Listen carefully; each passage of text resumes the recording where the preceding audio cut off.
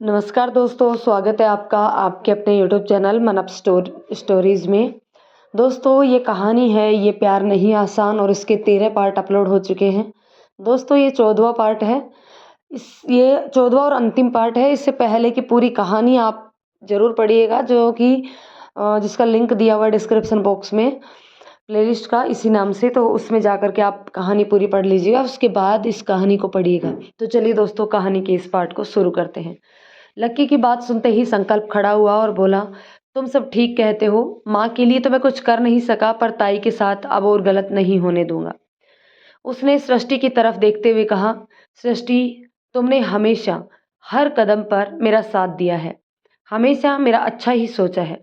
मैं बहुत खुश नसीब हूँ जो मुझे तुम मिली। संकल्प की बात सुनकर सृष्टि का मन भर आया। उसने उसका जी किया कि वह संकल्प के गले लग जाए और कहे कि संकल्प, मैं हमेशा हर हाल में तुम्हारे साथ रहूंगी, तुम्हें खुश रखूंगी।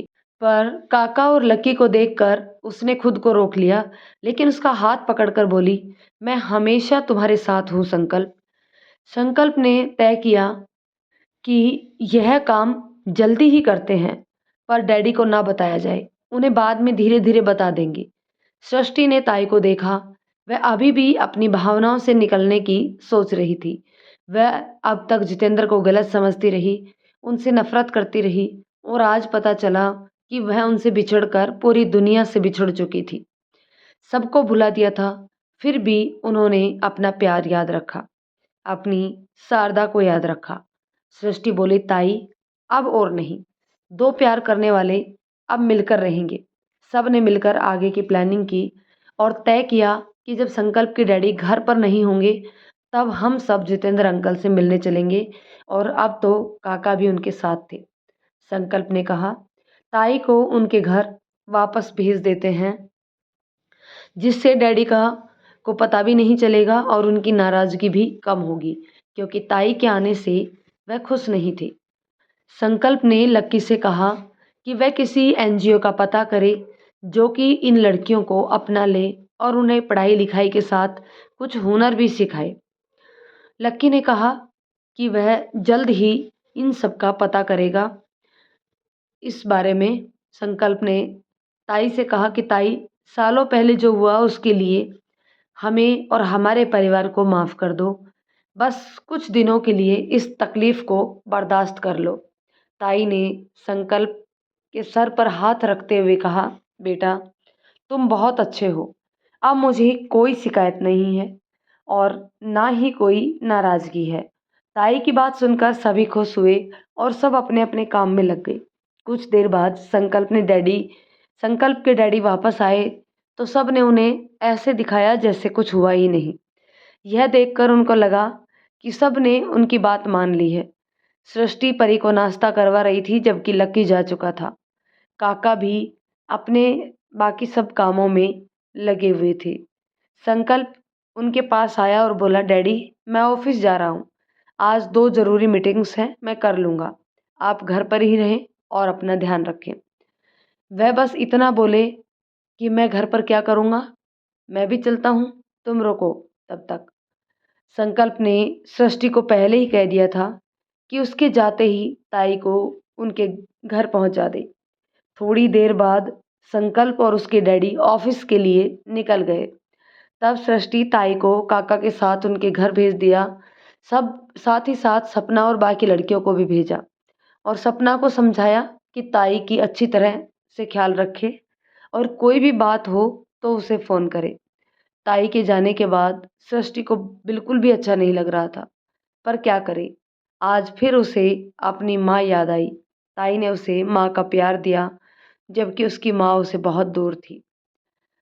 काका ताई को उनके घर पहुंचाकर वापस आने लगे तो ताई के पैर छूने लगी। तब ताई हड़बड़ा कर पीछे हट गई और बोली, यह आप क्या कर रहे हैं? आप बड़े हैं मुझसे और मैं। काका बोले, बड़ा हूँ तो क्या हुआ, हूँ तो ठाकुर साहब का नौकर ही, और आप तो उस घर की बड़ी बड़ी बहू हैं। अगर बड़े ठाकुर साहब ने। ताई ने उन्हें बीच में ही रोकते हुए कहा, काका, जो बीत गया सो बीत गया, अब वह वापस नहीं आएगा, पर आप हम सबसे बड़े हैं, मेरे पिता समान हैं, इसलिए मेरे आगे झुकिए नहीं। काका बोले, यह तो आपका बड़प्पन है बड़ी बहू। काका के मुंह से अपने लिए यह शब्द सुनकर ताई मन ही मन खुश हुई। ताई के लिए यह महज शब्द नहीं थे, एक टीस थी जो बरसों से उसके मन में दबी हुई थी। उसका सम्मान था जो उन्हें कभी मिला ही नहीं। यह शब्द उनका हक था जो जिंदगी ने उनसे छीन लिया था। काका उसे सारी बातें समझाकर लौट आए और सृष्टि को बताया कि सब ठीक है। लक्की जब अपने घर पहुंचा तो उसकी माँ ने पूछा, बेटा कल अचानक संकल्प के घर कैसे रुक गए? अभी अभी तो तबीयत ठीक हुई है और फिर घूमना फिरना शुरू कर दिया। तब लक्की ने सारी बात अपनी माँ को बताई और कहा कि उसकी तबीयत खराब थी, इसकी वजह से सृष्टि और संकल्प ने उसे कुछ नहीं बताया। आपको पता नहीं है, पर हॉस्पिटल और मेरे इलाज का सारा खर्च संकल्प ने ही चुकाया है। उसने हमेशा हमारी मदद की है, अब मुझे उसकी भी मदद करनी चाहिए।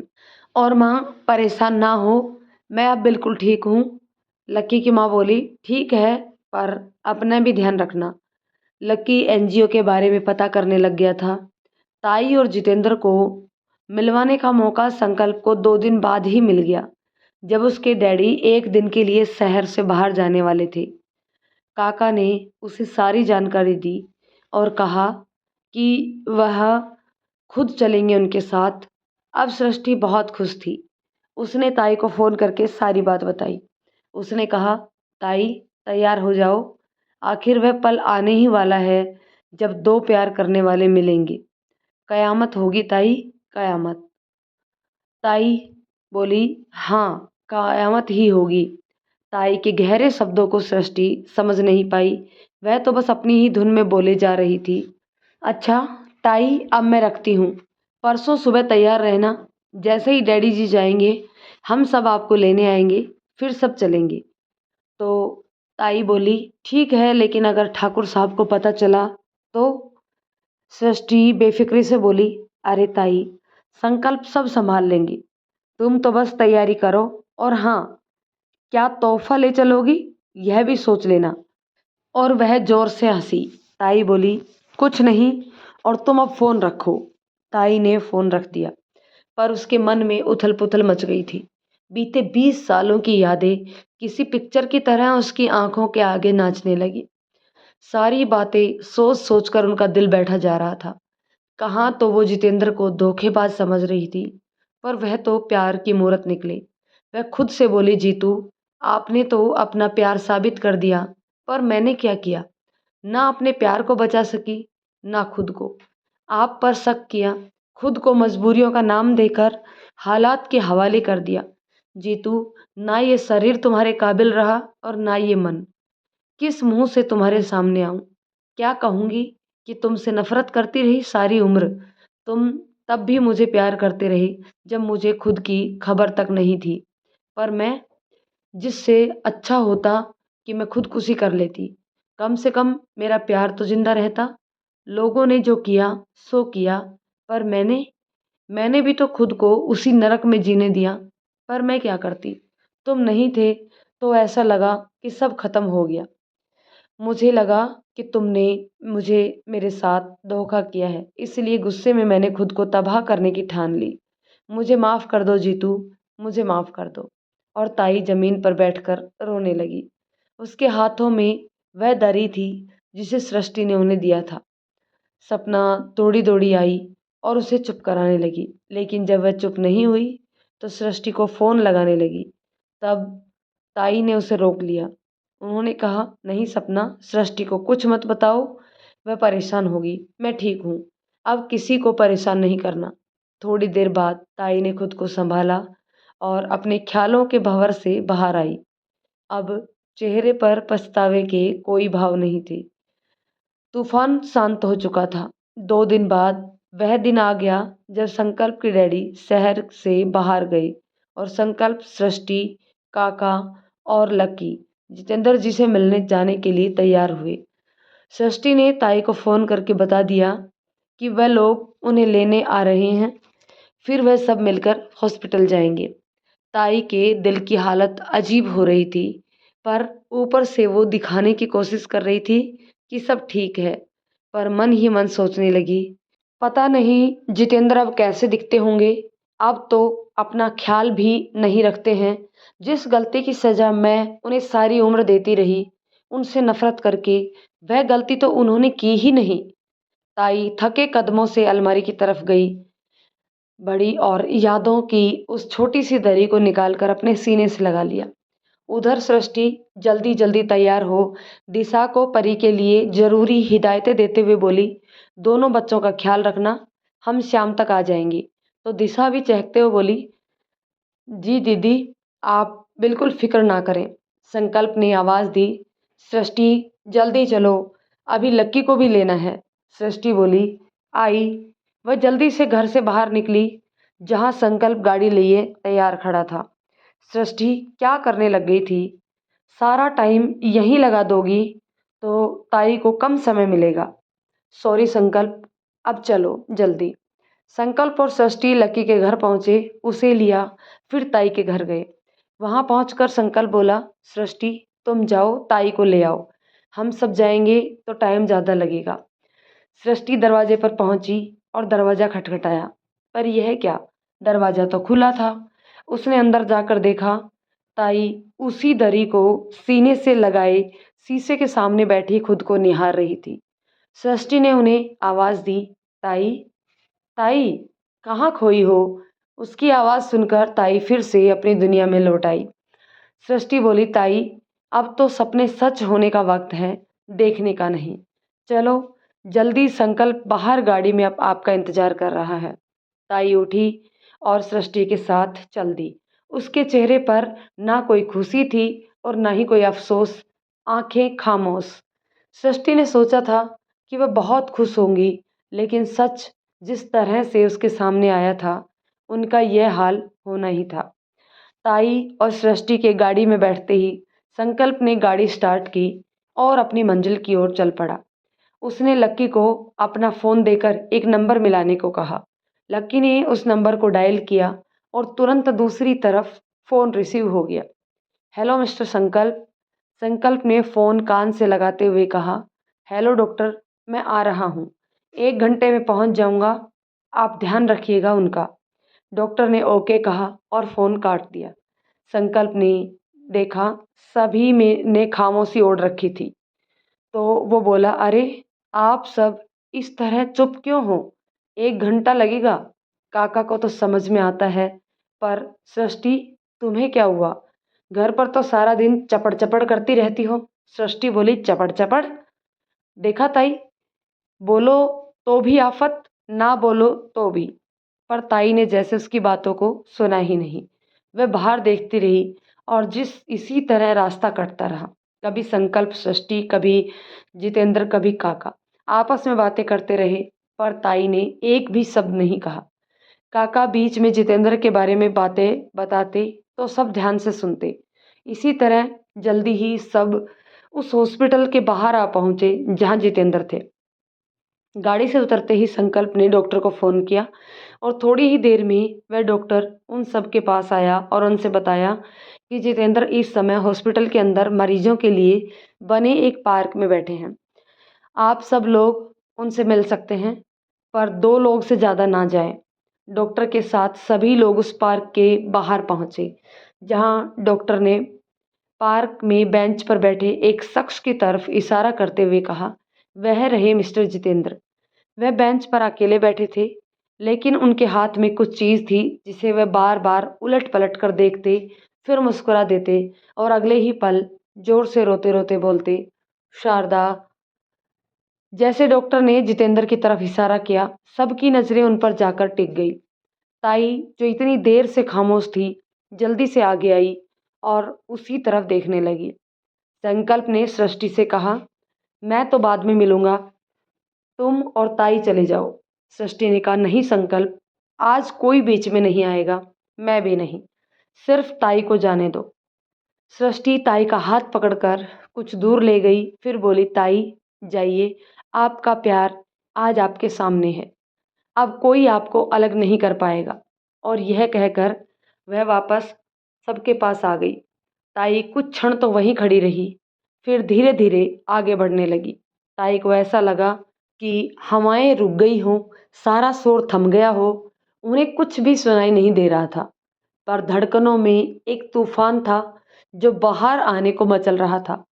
आंखें डबडबा गई, होठ फड़कने लगे, पर जितेंद्र अपनी ही धुन में थे। ताई बेंच के पीछे पहुंची और बोली, जीतू। जितेंद्र ने तुरंत पलट कर देखा। ताई का दिल धक से हो गया। जितेंद्र के बाल सफ़ेद हो गए थे, हल्की हल्की दाढ़ी भी सफ़ेद हो गई थी। बीते बरसों के सितम की कहानी उनका चेहरा, उनका शरीर बयां कर रहा था, पर चेहरे पर वही मासूमियत और आंखों में किसी का इंतजार भी साफ दिख रहा था। ताई को देखकर जितेंद्र खड़े हो गए और बोले, तुम कौन हो? इससे पहले कि ताई कुछ बोलती, उन्होंने उनके हाथ से दरी छीनते हुए कहा, ये मुझे दो, ये मेरी है। और ताई से छीनकर उसे ओढ़कर नाचने लगे। यह देखकर ताई रो पड़ी। उन्होंने उनसे कहा, अगर यह दरी तुम्हारी है तो मैं कौन हूँ? उनके इस सवाल पर जितेंद्र ताई को देखने लगे। ताई उनके गले लग गई और रोते रोते बोली, आप अपनी शारदा को भूल गए? आपको पता है इतने सालों में क्या क्या हुआ? जितेंद्र ने उन्हें अपने से अलग करते हुए कहा, तो तुम मेरी शारदा हो? ताई बोली, हाँ, मैं ही आपकी शारदा हूँ। इतना सुनते ही वह बच्चों की तरह ताली बजाकर नाचने लगी। मेरी शारदा आ गई, मेरी शारदा आ गई। फिर वह उनका हाथ पकड़कर बोले, कहाँ चली गई थी मुझे छोड़कर? मैं कितना रोया था पता है तुम्हें? यह सुनकर ताई डबडबाई आंखों से बस उन्हें देखती रही। वह अपनी शारदा का हाथ पकड़कर बेंच पर ले गया और उसे बिठाकर बोला, अब कहीं मत जाना मुझे छोड़कर। तुम जानती हो मैं तुमसे कितना प्यार करता हूँ, तुम्हारे बिना नहीं रह सकता। यह दुनिया बहुत बुरी है शारदा, मुझे यहाँ से ले चलो, जहाँ और कोई ना हो, सिर्फ तुम हो। ताई बोली, हाँ जीतू, और अब हम यहाँ नहीं रहेंगे, चलो कहीं और चलते हैं। जितेंद्र ने ताई को गले लगाकर उन्हें कस कर पकड़ लिया, जैसे कोई बच्चा अपनी किसी खोई हुई चीज को पाता है तो उसे मजबूती से पकड़ कर रखता है कि कहीं वह फिर से ना खो जाए। वहीं दूसरी ओर दूर बैठे सृष्टि और संकल्प यह देखकर बहुत खुश हुए। सृष्टि ने संकल्प का हाथ थामा और कहा, थैंक यू संकल्प, दो प्यार करने वाले आज तुम्हारी वजह से साथ हैं। संकल्प ने कहा, पर असली कोशिश तो तुमने की थी सृष्टि। कुछ देर तक दोनों बातें करते रहे। अचानक सृष्टि की नज़र ताई और जितेंद्र पर गई तो वह हंसते हुए बोली, संकल्प, ताई और जितेंद्र अंकल तो अलग होने का नाम ही नहीं ले रहे। देखो ना, कितनी देर हो गई, दोनों वैसे ही एक दूसरे के गले लगे हैं। पता नहीं कुछ बात भी हो रही है कि नहीं। संकल्प ने उन्हें देखा और बोला, अरे वो पुराने जमाने के आशिक हैं, कुछ सीखो ताई से। एक तुम हो कि दूर जाने के बहाने ढूंढती रहती हो। सृष्टि बोली, संकल्प तुम भी ना कुछ भी शुरू हो जाते हो। संकल्प तुम बस इनका प्यार देखो। यह कहते हुए सृष्टि ने फिर से ताई को देखा तो उसके होठों की हंसी रुक गई और मन अनजाने डर से भर गया। वह बोली, संकल्प वह अब तक वैसे ही है, देखो ना। संकल्प ने भी देखा तो उसे भी कुछ आशंका हुई। उसने लक्की और काका को आवाज़ दी जो कुछ ही दूरी पर बैठे थे। उन्होंने जब आकर देखा तो उन्हें भी हैरानी हुई। संकल्प ने सृष्टि से कहा, सृष्टि चलो चलते हैं, वहाँ चलकर देखते हैं। सृष्टि और संकल्प जल्दी ही उनके पास आए और थोड़ी दूर पहले ही रुक कर आवाज़ दी। सृष्टि बोली, ताई, ताई, ताई, मगर कोई जवाब ना आया।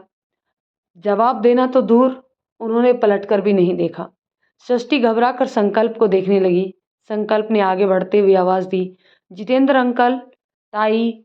चलते चलते दोनों जैसे ही उनके सामने पहुंचे, दोनों की आंखें डर के मारे ठहर गई। वह दोनों उसी तरह एक दूसरे के गले लगे शांत हो गए थे। सृष्टि ने ताई को छुआ तो चीख पड़ी। अब उनको कोई अलग नहीं कर सकता। जितनी लंबी जुदाई थी उससे कहीं लंबा मिलन। हमेशा हमेशा के लिए दोनों एक हो गए थे। उनके प्यार की गवाह वह छोटी सी दरी जिसका एक एक छोर दोनों के हाथों में था, जिसे दोनों ने अपने अंतिम समय में पकड़ कर रखा था। वह उसी तरह अपने रंग बिखेर रही थी। उनके हाथों में एक दूसरे का हाथ था और एक दूसरे के कंधे का सहारा लिए दोनों अपने प्यार की दुनिया में चले गए। सृष्टि और संकल्प पत्थर के बुत बने खड़े रहे। काका, लक्की और डॉक्टर भी आ चुके थे, पर कोई उनके पास जाने की हिम्मत नहीं जुटा पा रहा था। पोस्टमार्टम में दोनों की मौत की वजह हार्ट अटैक बताया गया। शायद मिलन की इस खुशी को उनका दिल बर्दाश्त नहीं कर पाया था।